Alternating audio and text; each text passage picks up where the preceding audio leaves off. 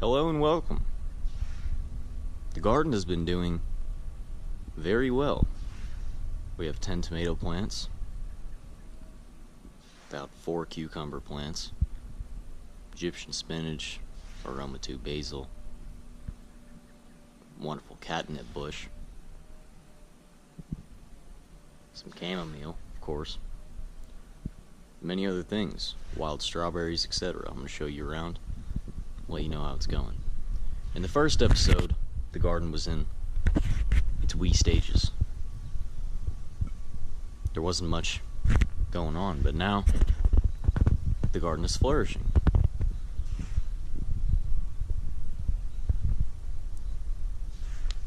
Beautiful catnip bush. So much catnip, I don't know what to do with it. Now, normally, under certain circumstances, one might cut down the plant or prune it. But me, I'm gonna leave it. Why? Well, because my cat has taken a liking to the big plant. What she does, bless her heart, she will climb into the plant and rummage around, perhaps finding bugs or perhaps enjoying the sweet aroma of catnip. Either way, it remains where it stays. Tomato plants doing well. Now, I have been picking the flowers off this, but I think I'm going to leave the flowers on there now. Why? Because the plant's big enough to support a decent sized tomato. Same with these over here. We may be getting some blight issues, but then again, these were starters, so I would expect nothing less than some sort of foliar disease.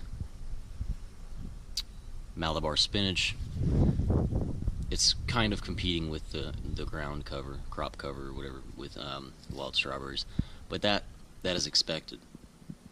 It should take off soon enough once temperatures get a little bit hotter, because we have been getting cold days still. Over here, volunteer, aromatube basil, probably a 3rd generation plant, you know, because I got the seeds maybe 2-3 years ago for that, and they've been popping up each time, so that's nice. Smells very good. It smells very summery. Egyptian spinach. Now, I have been having issues with the Egyptian spinach. This is the Egyptian spinach plant that I planted. Grew it from seed inside the DIY seed starting box. The issue is, the volunteer Egyptian spinach plants, I had them all along here. Had to get a weed eater in there and tear into that, but the volunteer plants were growing faster than the starter plant. Maybe the growth was somewhat stunted, I'm not sure, but it's kind of a slap in the face, you know. Nature was kind of telling me off, because I was putting forth so much effort to get this to grow ahead of the season, when in reality, nature was just running its course, and running its course faster than me, I should say. You know, turtle in the hair, take it out however you want it, but that's from my experience. So I'm probably never gonna do a starter plant of this again, just because I didn't see any need to. I mean, look at this. They're everywhere. From last year, the seeds went everywhere. They were growing probably 300 of these plants around here, and I had to pick them all out. So I'm just gonna leave them now. If these catch up to that, then then you know, obviously. Cucumbers doing so well. These pickling cucumbers. We actually do have some cucumbers as well. I'll get in here and show you that. Little babies. They're getting bigger. We have a lot of them actually. And yeah, I mean, they're just, oh yeah, here we go. Well, you see that. Getting pretty big, actually. I was picking them off originally, but this is getting really big. So I don't really see any need to do that. Well, I was going to trellis them up as well, but I'm not too sure if I want to do that now. I may do it later. I feel like they're just going to kind of grow and run, do whatever they're going to do, and if they go up there, then so be it. But if not, I'll leave them. Now, remember, initially I had, let me get the camera in here. Initially I had some things I grew from seed in the DIY seed starting box, tomato plants. I had like 4 or 5 here, like 6 or 7 there. What I did actually when they were probably a week or two after the video, as I transplanted them around the garden from the ones that were here, and these I just left. And they grew actually very well, perhaps better than the ones that were there originally, as you can see. We have some issues with these leaves, but not too bad. I haven't been keeping up with the little armpit things, and rip that off. But yeah, they're doing very well, better than the starters actually. I mean, those are growing higher, but these are so much more healthy. Look at these leaves. Beautiful plants. I haven't put a cage on them either. I'm intending to do that later. These, though, I have a very special project for these. There's too many here, obviously. Right? Now, a normal gardener would just snip them, throw them in the compost pile, and that's it. I'm not going to do that because I got a special project. I'm going to let you guys know about that. Well, as you know, potatoes and tomatoes are both part of the nightshade family. Because of this, you are able to splice them together, creating a crop that utilizes both soil and above soil for potatoes, tomatoes. You know, you're getting a crop from both segments, and I've heard of people doing this successfully. I don't know how successfully. I don't know if they're getting a bunch of tomatoes and a bunch of potatoes, maybe one or the other, because a plant can only have so much energy to utilize into tubers and fruits and things like that. But that's what these are going to be for. Now, I have some ornamental potatoes that I'm going to do a proof of concept on with this whole splicing thing, because I've never done it before. If that works, next season I'm going to have a Frankenstein garden, which is going to be nice.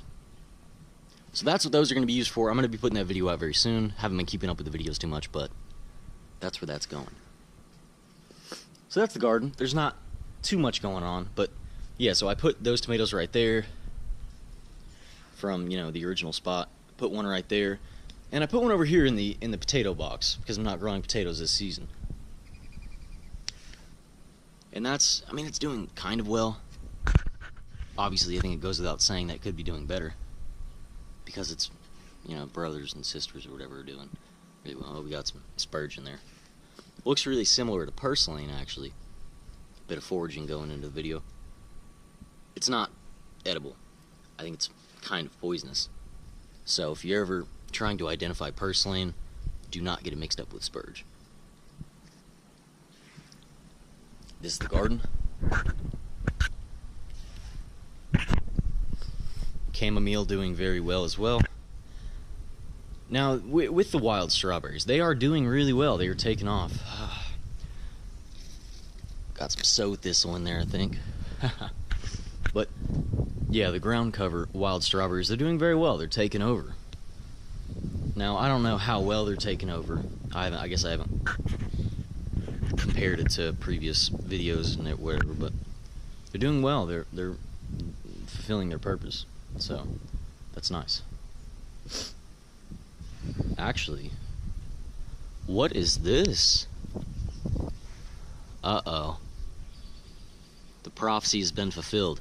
Now, you go in any forum anywhere and read about mint plants, which I think is what the catnip is in, you know, the mint family.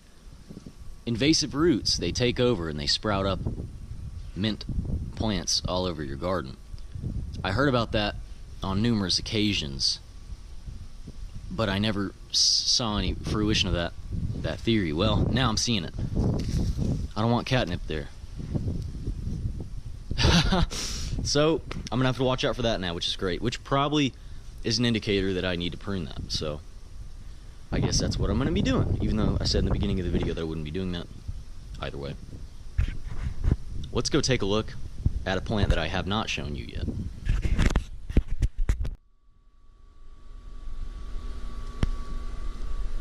And here it is. What is that, you ask? The leaves, they look similar to a rose. But what is this? A berry? It's a blackberry plant, of course. You can make some nice tea out of the leaves, or you could eat the blackberries like a normal individual, which is what we will be doing. It got very big. I pruned it back last season, and I pruned it to right here, which is about 4 or 5 feet tall. It has exploded within just about a month or two, and it's doing very well. We probably have 50 or 60 blackberries on here right now. When they will be ready, I'm assuming in about a month or so. This was the first blackberry that came about the plant this season, and it's still rock solid and it's not black yet, so don't think we're going to be eating that, but doing very well. I mean, look at these leaves. It's a good size leaf. So that's that. I planted this plant. When did I plant this? I'd say I've had this plant for 4 years, and initially I had it in a tiny little pot, right? Put it in there, didn't grow too well. Well, next season I thought maybe it'd do a little better. Put it in a bigger pot, didn't work. Put it in the ground, put some bunch of wood chips around it, and it exploded. That was last year. Now this is this year. I'm expecting this plant to get absolutely massive. I'm probably gonna have to put some PVC flagpoles and drape, a net over it so the birds don't get to it, but as of now, I'm very, very happy with this plant. It is a thornless variety of the blackberry. It was not grown from seed, it was grown as a starter plant from, I think, Home Depot, actually. Just a little stick in the in a pot of soil. Bought it, and that's how that started, but very happy with it. Now, I kind of wish I did have thorns on it just so it would keep the animals away, which is, I guess, what nature intended the plant to be like. They had thorns on it for a reason, and now that it doesn't have thorns, it gets a whole lot more wildlife attention. We actually had a big issue with birds and different animals coming in here and eating stuff, but yeah, so that's that, and that's essentially all that I have growing. We do have other plants, and they will be shown later when they are producing things, but that's it. I hope you enjoy. Thanks for watching.